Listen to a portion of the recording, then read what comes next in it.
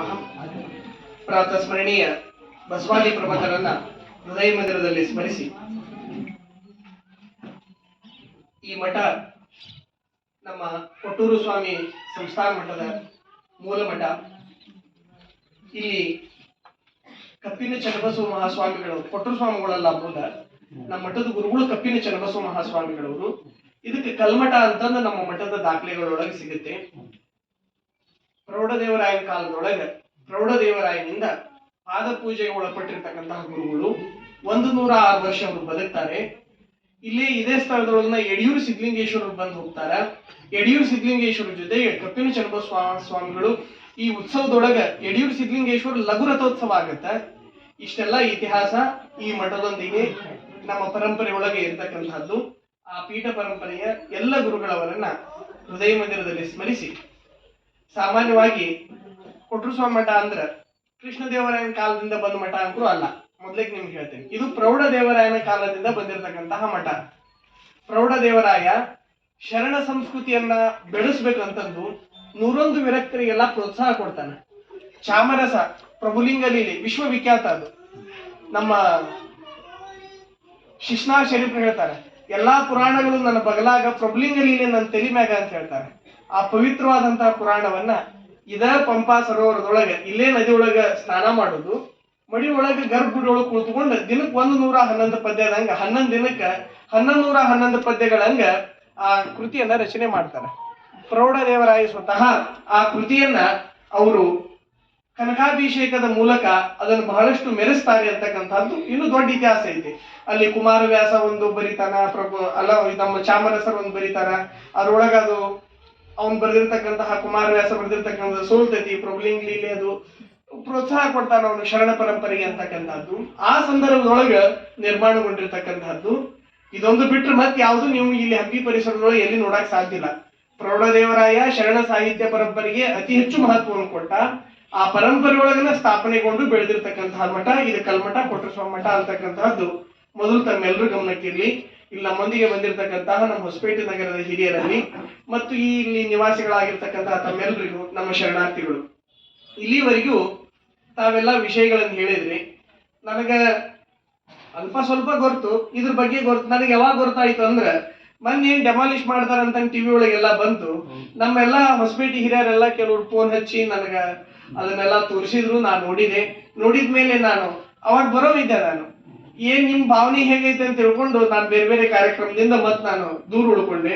ತದನಂತರ ದೀಪಕ್ ಸಿಂಗ್ ಅವರು ಒಂದ್ಸರ್ತಿ ಮನೆ ಬಂದಾಗ, ಇಲ್ಲ ಬುದ್ಧಿ ಅದು ತಮ್ಮ ಬಗ್ಗೆ ತಪ್ಪು ಕಲ್ಪನೆ ಬಾಳ ಇದೆ, ತಾವು ಒಂದ್ಸರ್ತಿ ದಯಮಾಡಿಸ್ರಿ ಅಂತಂದ್ರು. ತದನಂತರ ಒಂದ್ 4-5 ಜನ ತಾವೆಲ್ಲರೂ ಈ ಗ್ರಾಮದ ಯುವಕರೆಲ್ಲರೂ ಭೇಟಿ ಆದ್ರಿ. 26ನೇ ತಾರೀಕು ಅಂತಂದು ನಾವು ಡೇಟ್ ಕೊಟ್ವಿ.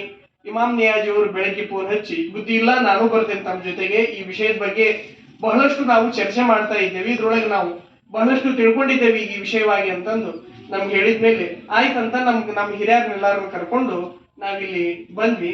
ತಮ್ಮ ಗಮನಕ್ಕೆ ತರುವುದು ಏನಂದ್ರ, ಅದು ಉಚ್ಚ ನ್ಯಾಯಾಲಯದೊಳಗೆ ಇರೋದ್ರಿಂದ ನಾನೇನು ತೀರ್ಮಾನ ಹೇಳಕ್ ಬರೋದಿಲ್ಲ. ನಾವೆಲ್ಲರೂ ಸಂವಿಧಾನವನ್ನು ಒಪ್ಕೊಂಡೇವಿ. ಪಂಚಾಯತಿಲಿಂದ ನಾವ್ ಯಾವ ಜಗಳಗಳನ್ನ ಬಗೆಹರಿಸೋಳಕ್ ಬರೋದಿಲ್ಲ, ಅದು ಸಂವಿಧಾನ ಬಾಹಿರ. ಈಗೇನ್ ಅಜ್ಜವ್ರು ಏನ್ ಹಾಕಿದ್ರು, ಈ ಪಾವಿತ್ರತೆ ಅಂತಂದು ಏನ್ ಹಾಕಿದ್ರು, ಅದು ಏನೇನಾಯ್ತು ಏನೋ ಅಲ್ಲಿ. ನಮ್ಗೆ ವಕೀಲರು ಗೊತ್ತಿಲ್ಲ, ನಿಮ್ಗೆ ಸತ್ಯ ಹೇಳ್ತೀನಿ. ಅವ್ರು ಯಾವ ವಕೀಲರು ಏನೋ, ಮೊನ್ನೆ ಯಾರು ವಕೀಲರು ಗೊತ್ತಿಲ್ಲ. ಇಲ್ಲೇ ಕಮಲಾಪುರದ ಸಿದ್ದೇಶ್ ಅನ್ನೋರು ಬಂದು, ಬಸವರಾಜ್ ಅನ್ನೋ ವಕೀಲರು ಅದಾರಿ ಹಂಗಿಂಗಂತ ನಂಬರ್ ಕೊಟ್ರು. ಅವಾಗ ಮಾತನಾಡೇನಿ.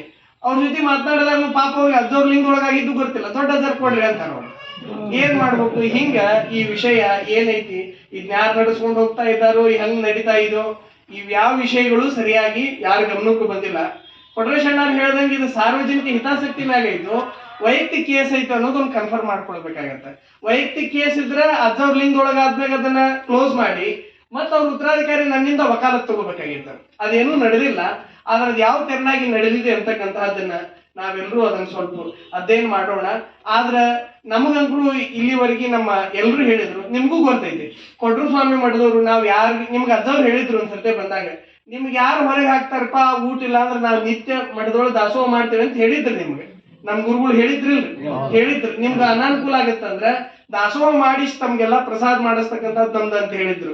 ಹಿಂಗಿದ್ದಾಗ ನಿಮ್ಮ ಕಾಯಕವೇ ಕೈಲಾಸ ಅಂತ ಹೇಳ್ಕೊಂಡು ಬಂದಿರತಕ್ಕಂತಹ ಪರಂಪರೆ ವಾರಸುದಾರ ನಾವು.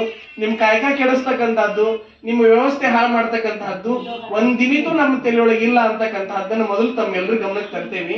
ಆದ್ರೆ ಅದು ನ್ಯಾಯಾಲಯದೊಳಗೆ ಇರೋದ್ರಿಂದ ಅದನ್ನ ಹೆಂಗ ನಾವು ಕ್ಲಿಯರ್ ಮಾಡ್ಕೊಳ್ಬೇಕು? ಅದನ್ನ ನಾವು ನೀವು ಮಾತಾಡ್ಕೊಂಡು ನಾ ಕೇಸ್ ತಗೊಂಡ್ಬಿಡ್ತೇನೆ, ನೀವು ತಗೊಳಂಗ್ ಬಿಡಂಗಿಲ್ಲ ಅವ್ರು ನಮ್ಗೆ.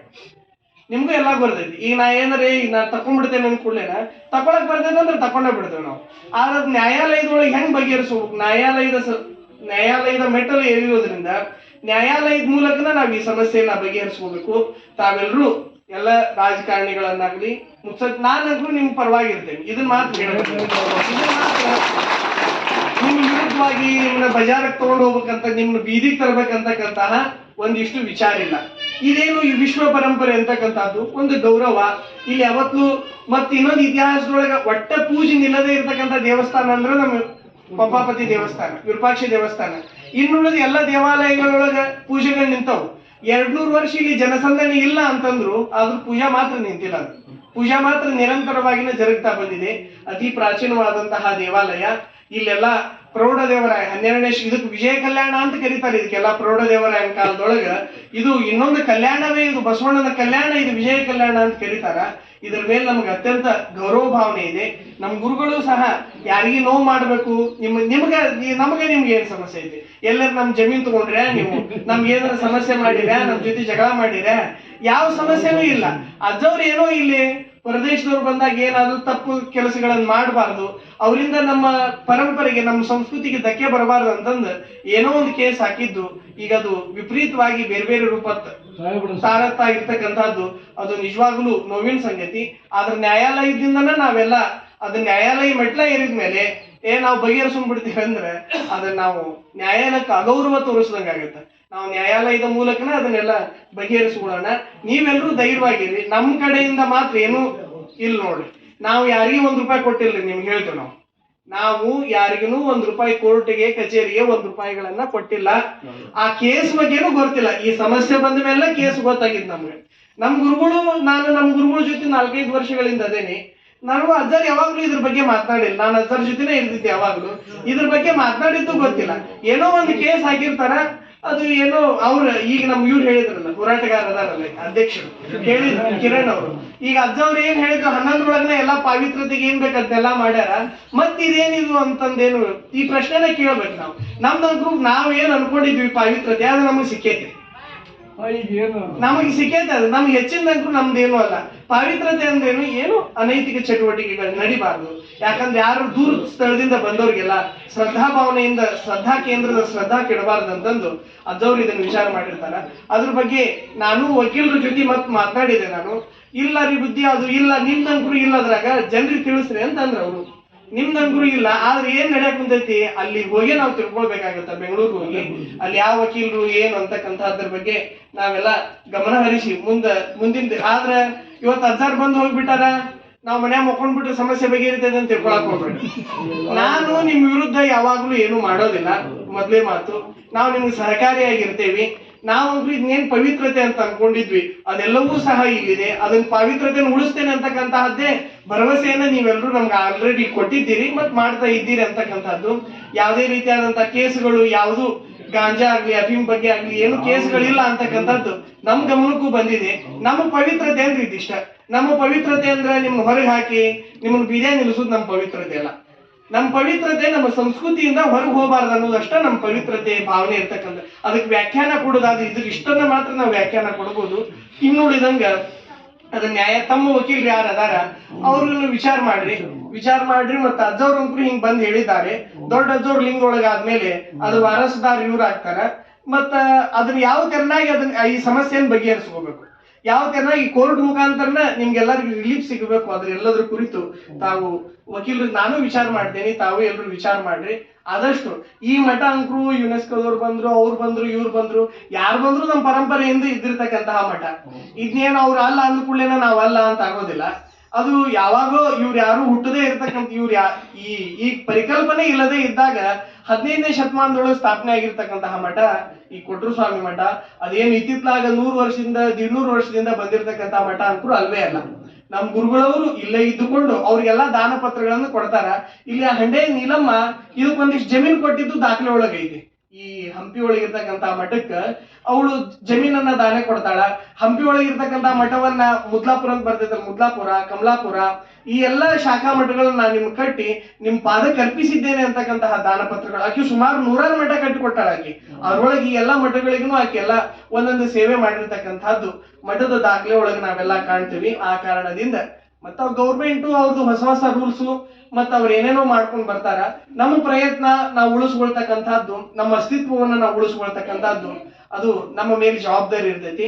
ಆ ಕಾರಣದಿಂದ ತಾವೆಲ್ಲರೂ ಮೊದಲು ನಮ್ಗೇನಿತ್ತು, ನಾವು ಬರೇ ಕೊಟ್ರು ಈಗ ಎಲ್ಲಾ ಕಡೆನೂ ಹೇಳಿದ್ರೆ ಈ ಸುತ್ತಲೂ 29 ಹಳ್ಳಿ ಒಳಗುನು ಕೊಟ್ರು ಸ್ವಾಮಿ ಕಲ್ಯಾಣ ಕೇಂದ್ರ ಈ ತರರು ಇದನ್ನ ದಾವೆ ಹೂಡಿದಾರ. ಅದ್ರ ಅಡಿ ಒಳಗೆ ನಾವು ನಿಮ್ಗೆ ನಾವು ಈ ಸಮಸ್ಯೆಗಳು ಇವೆಲ್ಲ ಹಾಕುತ್ತಕ್ಕಂಥದ್ದು ಸೀಲ್ ಹಾಕುದು ಮತ್ತೊಂದು ಗೊತ್ತಾದ್ರು. ಆದ್ರೆ ಈ ತಪ್ಪು ಇದನ್ನ ಯಾರಕ್ಕೆ ಯಾರು ಸರಿಯಾಗಿ ಹೇಳವಲ್ರಿ. ನಮಗೂ ಈಗ ವಕೀಲರು ನಾವು ಮುಖಾಮುಖಿ ನೋಡಿಲ್ಲ, 2 ಬಾರಿ ಫೋನ್ಯ ಮಾತನಾಡಿದ್ದೇನೆ ಅಷ್ಟೇ. ಅವ್ರ ಜೊತೆ ಮತ್ತೆ ಮಾತನಾಡ್ಕೊಂಡು ನಾವು ಇದ್ರ ಬಗ್ಗೆ ಮತ್ತೆಲ್ಲ ಗಮನ ಹರಿಸ್ತೇವಿ. ನಾವು ತೊಂದರೆ ಕೊಡೋದಿಲ್ಲ. ನಿಮ್ಮ ಅಧ್ಯಕ್ಷರು ಬಂದಾರ, ನೀವೆಲ್ಲರೂ ಮೆಂಬರ್ಗಳೆಲ್ಲ ಬಹಳ ಜನ ಬಂದಿರಿ, ಯಾರಿಗೂ ತೊಂದರೆ ಕೊಡೋದಿಲ್ಲ. ರಾಜಕೀಯವಾಗಿನೂ ಇಮಾಮ್ ಅವ್ರು ಏನಿರ್ತೈತೆ ಅದಕ್ಕೆ ನಾವೆಲ್ಲ ಸಹಕರಿಸ್ತೇವಿ. ಜನರಿಗೆ ತೊಂದರೆ ಆಗ್ಬಾರ್ದು ಇಷ್ಟೇ. ಸಂವಿಧಾನ ಜನರಿಗೆ ತೊಂದರೆ ಕೊಟ್ಟು ಏನೋ ಒಂದು ದೊಡ್ಡ ಗುಡ್ಡ ಕಟ್ಟ ಅಂತ ಹೇಳೋದಿಲ್ಲ. ನಮ್ಮ ರಕ್ಷಣೆ ಸಂಬಂಧ ನಾವೇ ಮಾಡ್ಕೊಂಡಿರ್ತಕ್ಕಂಥ ಸಂವಿಧಾನ, ನಾವೆಲ್ಲರೂ ಒಪ್ಪಿ ಗೌರವಿಸಿರ್ತಕ್ಕಂಥ ಸಂವಿಧಾನ, ಅದು ನಮ್ಗೆ ರಕ್ಷಣೆ ಕೊಡ್ತೈತೆ ಅಂತಕ್ಕಂತಹ ಅಪಾರವಾದಂತಹ ವಿಶ್ವಾಸ ನಮ್ದು. ಯಾವುದೇ ಜಾತಿ ಜನಾಂಗ ಏನೂ ನೋಡ್ಲಾರ್ದಂಗ ಎಲ್ಲರೂ ನಮ್ಮವರು ತಮ್ಮವರು ಅಂತ ಅಪ್ಕೊಂಡು ಬಂದಿರ್ತಕ್ಕಂತಹ ಮಠ ಕೊಟ್ರು ಸ್ವಾಮಿ ಮಠ ಅಪ್ಕೊಂಡದ ಅಂದ್ರೆ ಸ್ವಾಮಿಗಳ ಆಚರಣೆ ನಡ್ಕೊಂಡಾರ ಅಂತ ಅರ್ಥ. ಈ ಕಲ್ಲುಗಳೇ ಮಠಗಳಲ್ಲ. ಈ ಕಲ್ಲಿನೊಳಗೆ ಇರ್ತಕ್ಕಂತಹ ಅಭಿಪ್ರಾಯಗಳು ಏನಿರ್ತಾವಲ್ಲ, ಸ್ವಾಮಿಗಳ ಅಭಿಪ್ರಾಯಗಳು, ಅದು ನಿಜವಾದಂತಹ ಜೀವಂತಿಕೆಯಿಂದ ಕೆಲಸ ಮಾಡ್ತಕ್ಕಂಥದ್ದು. ನಮ್ಮ ಗುರುಗಳೆಲ್ಲ ಆ ತೆರನಾಗಿ ನಡ್ಕೊಂಡಿದ್ದಾರೆ.